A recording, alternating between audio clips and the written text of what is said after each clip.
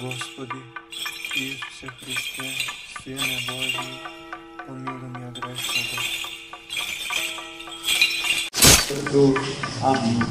Возлюбени во Христа Бога, браќи и сестри, Христос воскресе! Вистина воскресе! Христос воскресе! Вистина воскресе! Христос воскресе! Вистина воскресе! Радост и донесе. Ја донесе радоста што ја имаше жената Самарјанка, запишана во диптихот на светите под името Фотина, во превод Светла, која што според кажувањето на светиот апостол и евангелист Јован имала благослов Божи и чест да се сретне со самиот Христос на бунарот, крај бунарот Јаковов, во земјата Самаријанска, во градот Сихем, некогашна собственост на големиот и свет старозаветен патриарх Јаков, кој што сиот тој свој имот му го оставил во наследство на својот сакан син Јосип. Та спрема тоа и бунарот, крај кој што се случила средбата меѓу Христос и жената Самаријанка, нам веќе добро знаена како Фотина, Фотини.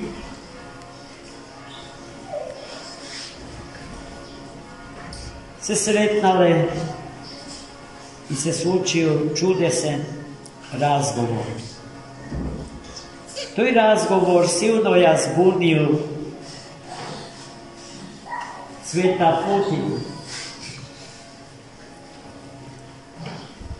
Уште на самиот почеток Христос, стоејќи крај бунарот, го дочекал доаѓањето на жената Самарјанка. Бил сосема сам, бидејќи неговите апостоли отишле во Сихем да купат храна, бидејќи беа преморени и прегладни. И кога дојде жената крај бунарот, Христос и побара вода да пие. Самиот обид Христос да разговара со неа беше шокантен за неа, бидејќи му припаѓаше на самаријанскиот народ, а самаријаните и евреите и денеска не се во добри односи. По прашање е чистотата на верата. Се разбира она што старозаветниот човек тогаш ја исповеда.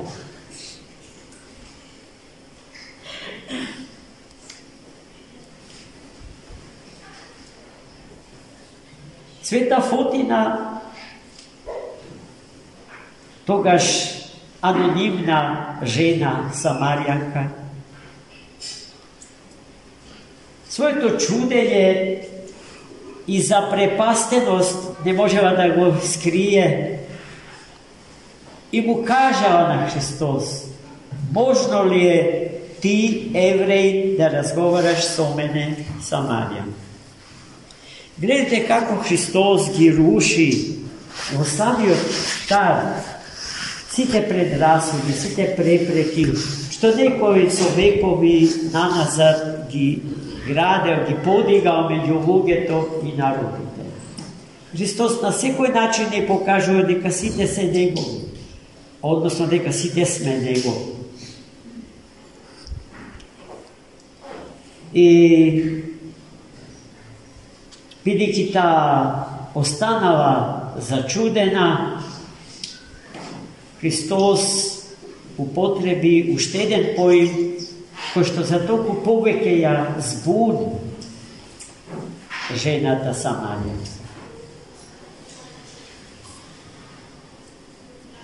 Ти се чудиш и се двоумиш дал да ми дадеш од водата после чие примање повторно ожеднува.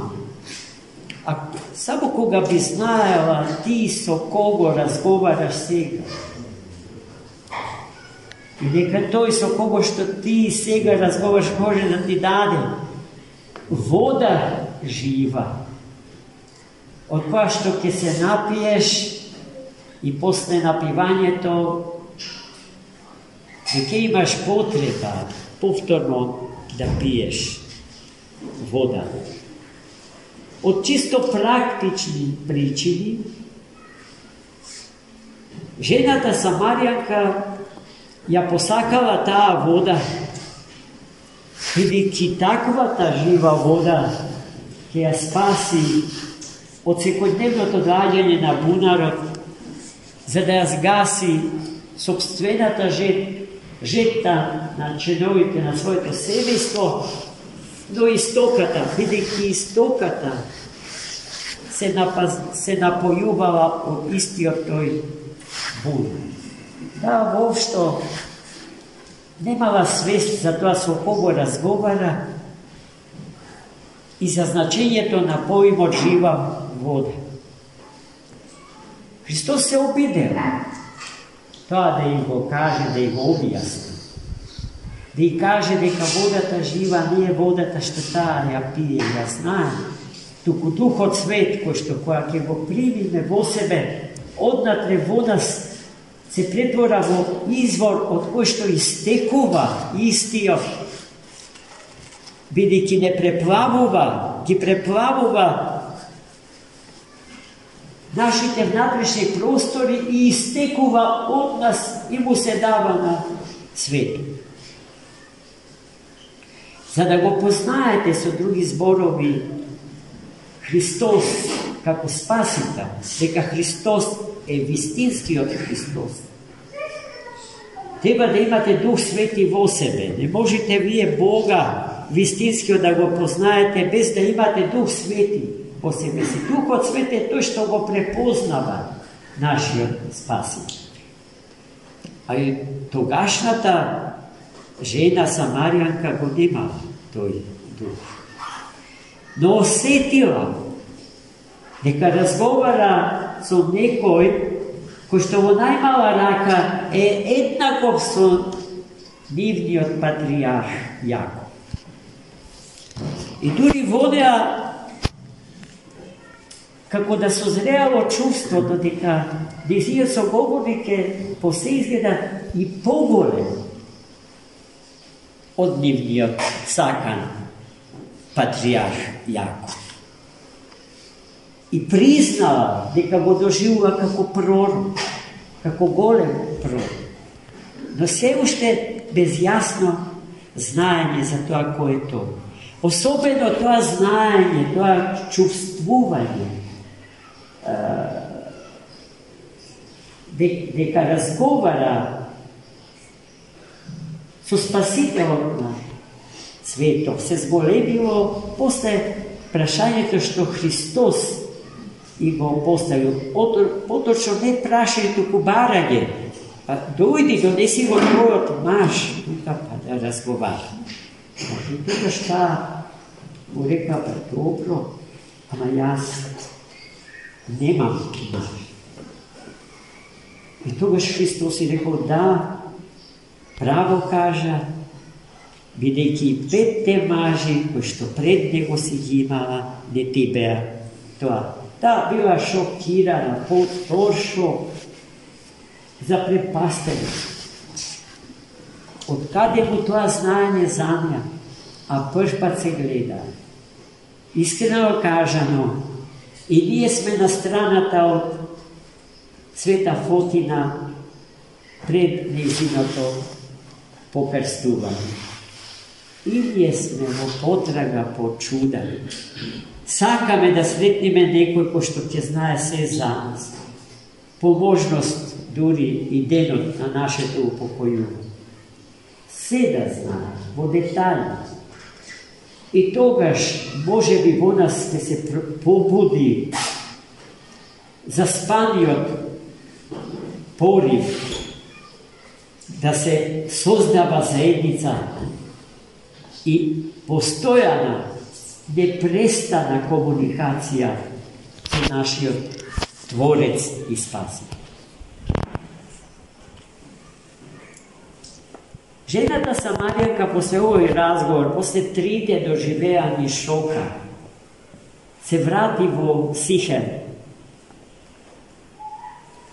во градот свој, и на сите им раскажа што се случи со нив.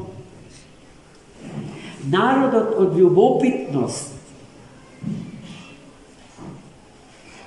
навали да го види тој чуден човек што се зна. Гледайте, љубопитноста е таа што не води. И денеска ќе повтори. Истото се случува со нас. И дојдоа и разговараа со Христос. И тој разговор со него толку им се допадна што го молеа, ако е можно да остане со нив уште едно време. И Христос остана уште 2 дена во Самарија. Резултатите на неговото дружење, другарување со народот самаријански се следниве. Откако си замина Христос, тие на жената Самаријанка и ги кажаа следниве зборови. Досега верувавме и верувавме на твоите зборови за тој човек. А од сега, имајќи свое собствено, лично искуство со него, веруваме во него по своја волја, по своја слобода, по свое искуство со него. Браќи и сестри, Христос е постојано со нас. Тој е некој кој што некогаш бил. Тој не е некој кој што некогаш постоја. Тој не е некој кој што некогаш разговарал со жената Самарија. Тој е некој кој што е постојано со нас. Во постојан, неиспрекинат диалог со нас. Некој кој што ја бара нашата соработка со него. И се додека не се случат, не се постигнат саканите услови за неопходниот диалог, разговор со него, тој стои покрај нас како да го нема. Се сеќавам на зборовите на мојот париски професор Павле Евдокимов, кој што во една негова позната книга Луда љубов Божја, то се зборовите на свети апостол Павле за Христос кажани. Дека љубовта со која што Христос го сака човекот е безумна. Надразумна, во таа смисла неразумна. Ерос маникос.